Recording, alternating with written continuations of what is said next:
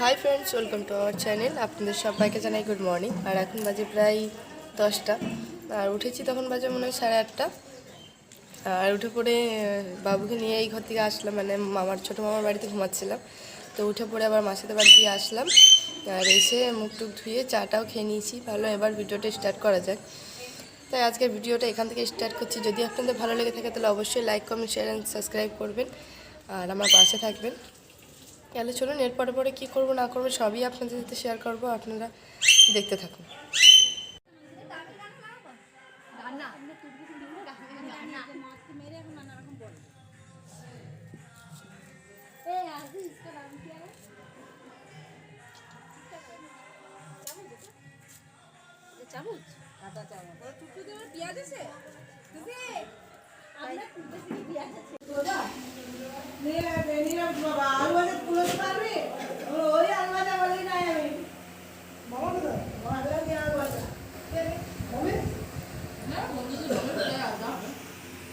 তো দেখতেই পাচ্ছেন আমি চান টান করে নিয়েছি।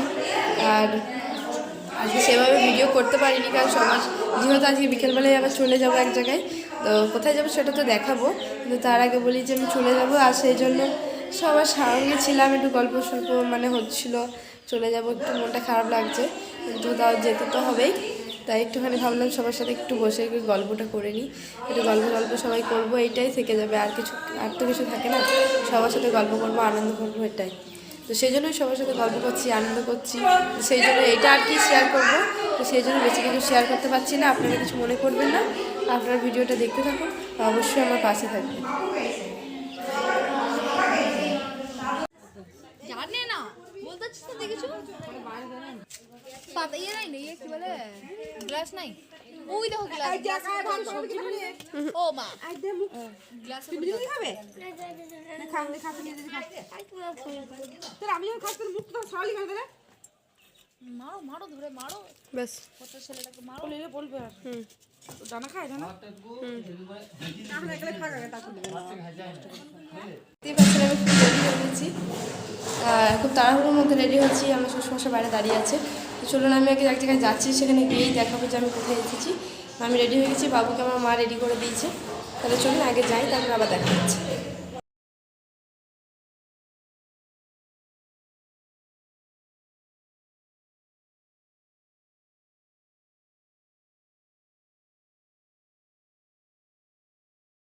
কালকের ভিডিওটা আমি শেষ করতে পারিনি, তো এখন আমি ভিডিওটা এডিট করতে গিয়ে দেখছি যে ভিডিওটা পুরো শেষ করতে পারিনি। তো একদম মাথার মধ্যে ছিল না, তো ভাবলাম সেই জন্য ভিডিওটাকে শেষ করে নিই, কারণ ভিডিওটা এডিটটা করতে হবে, ছাড়তে হবে।